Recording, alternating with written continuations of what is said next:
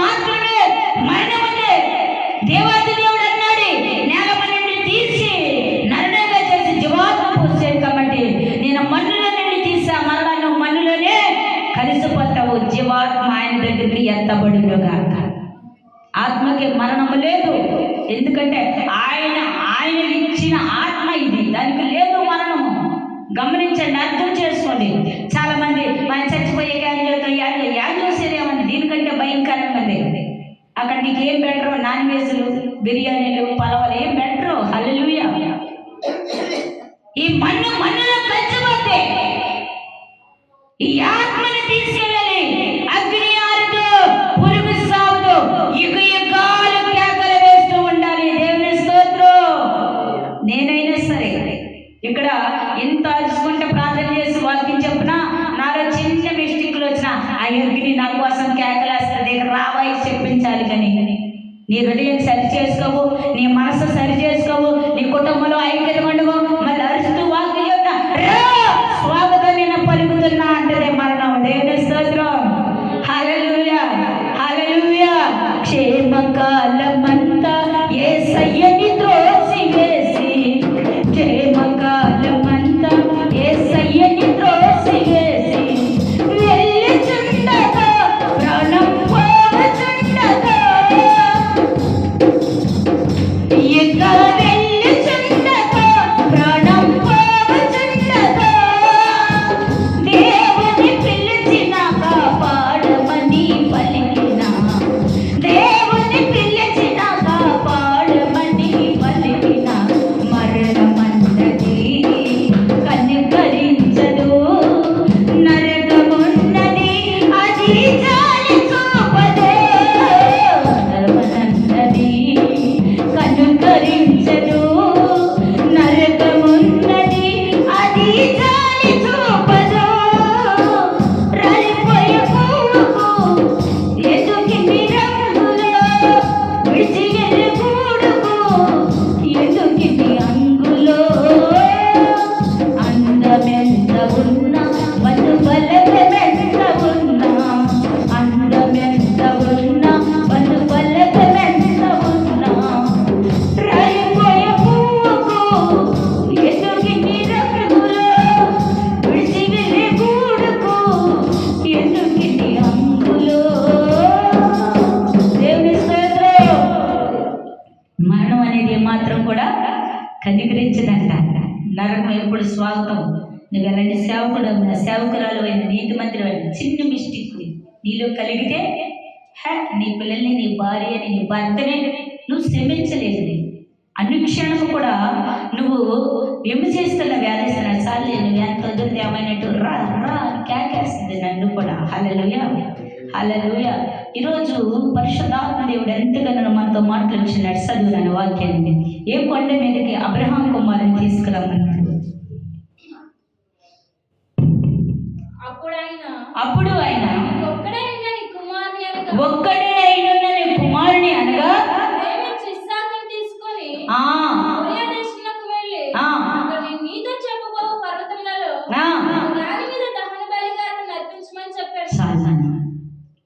ఆ కొండ మీదకి వెళ్ళేటప్పుడు భార్యతో కూడా చెప్పాల, అయ్యా మనం ఆ కొండ దగ్గరికి వెళ్ళాలి రమ్మన్నప్పుడు కట్టెలు పెంచుకుని తండ్రి కొడుకులు ఇద్దరు భుజం మీద ఆ కట్టెలు పెట్టుకుని.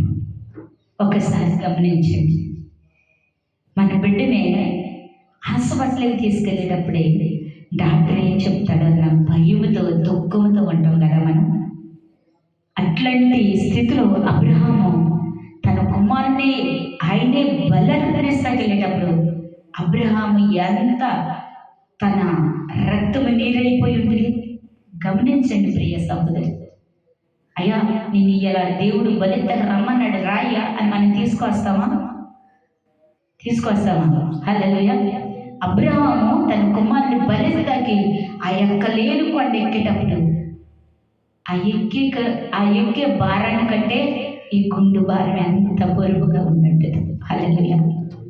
ఆ కొండ మీదకి ఎక్కి ఆ కట్టెల మీద కుమారుని పేర్చేటప్పుడు కుమారుడు తండ్రి బలి ఎక్కడ అన్నప్పుడు దేవుడే చూసుకుంటాడన్నాడు. దేవుని స్తోత్రం. హల్లెలూయా. ఎప్పుడైతే అయ్యా నీ చేతులు సాపన్నప్పుడు కుమారుడు మౌనంగా చేతులు చాపాడు. కట్టుతూ ఉన్నప్పుడు నాన్నగారు నన్ను ఎందుకు కట్టేస్తున్నావు అని ఇస్సాకు అడగలా. దేవుని స్తోత్రం. అడగల. అదే మా అవిని దగ్గర చేయి పట్టుకో పారిపోతాడా లేదా? ఇప్పుడు వాళ్ళకి ఏమని చెప్తున్నారు? నన్ను ఎందుకు పట్టుకున్నావు? బయట తిరుగుతుంటేనే పట్టుకుంటే లే అన్నాడు. ఇస్సాకు మౌనంగా ఉన్నాడు. కట్లు కట్టేటప్పుడు లేపి ఆ పలిపొట్టి మీద పండుకోబెట్టేటప్పుడు నాన్నగారు నన్ను ఎందుకు పండుకోబెడుతున్నావు అని ఇస్సాకు అడగల. హల్లెలూయా. అడగల, మౌనంగా ఉన్నాడు. తండ్రి బహు దుఃఖంతో కత్తి లేపటం ప్రారంభించాడు. హల్లెలూయా. ఎప్పుడైతే కత్తి లేపాడో గొప్ప స్వరము అబ్రహాము అంటున్నాడు, అబ్రహాము నువ్వు ప్రేమించిన ఇస్సాకుని పైకి లేపు. ఆ పొదలో ఉన్న పొట్టేలుని తీసుకొచ్చి నాకు బలర్పి అన్నాడు. గట్టిగా చప్పట్లు కొడతాను దేవుని. గట్టిగా ఎప్పుడైతే ఆయన స్వరం విన్నాడు ఎంత ఆనందం వచ్చింది అబ్రహాముకి. అవునా కదా? తన కుమార్ని ముద్దు పెట్టుకుని గట్టిగా అందుకున్నాడు. గట్టిగా చప్పట్లు కొట్టాడు. మన జీవితంలో కొన్ని మిస్టేక్లు జరిగినా దాన్ని సమర్థించుకున్నప్పుడు నీకు ఎంత దుఃఖం వస్తుందో తెలుసా? నువ్వు క్షమించే మనసు కలిగినప్పుడు ఊహించలేని దుఃఖం నీలో కలుగుతూ ఉంటుంది. దేవుని స్తోత్రం. దేవుడు పరిశోధించాడు. ఇచ్చిన దేవుడు తీసుకునే దేవుడు కాదు. పరిశోధించాడు. అబ్రహాము మనసుని గుర్తించడానికి పరిశోధించాడు. అబ్రహాముని ఆస్వాదించాడు. దేవుని స్తోత్రం. హల్లెలూయా. ఇస్సాకుని ప్రేమతో పెంచాడు, దైవికంగా పెంచాడు. దైవికంగా కలిగిన భార్యను కూడా దేవుడు ఇచ్చాడు. హల్లెలూయా. ఇస్సాకు భార్య రెబెకా చాలా అందమైనది, మనసు కూడా సుందరమైనదంట. దేవుని స్తోత్రం. చాలా మందికి ఆహారం లేని వారికి పెట్టుతూ ఉండేదంట. ఆ గొర్రె మందులకి కూడా ఆమె నీళ్లు సేరదీసి పోసేదంట. ఎంత కూడా రవ్వంతా కూడా ఆమెలో మిస్టేక్ అనేది కలగకోకుండా, అసహ్యమైన జీవితం లేకుండా మంచి మనసుతో అనేకమైన వారిని ప్రేమించేదంట. హల్లెలూయా. అమ్మ లేకపోతున్నా కొంచెం మంచినీళ్ళు తెచ్చి పెట్టమంటే ఏమంటారు తెలుసా? నేను లేకపోతే ఏమి లేరా, తెచ్చుకోపో అంటారు. రెబెకా శారదీసి శారదతో తోడి చాలా మంది దాహం, పశువులు కూడా దాహం తెచ్చిందంట.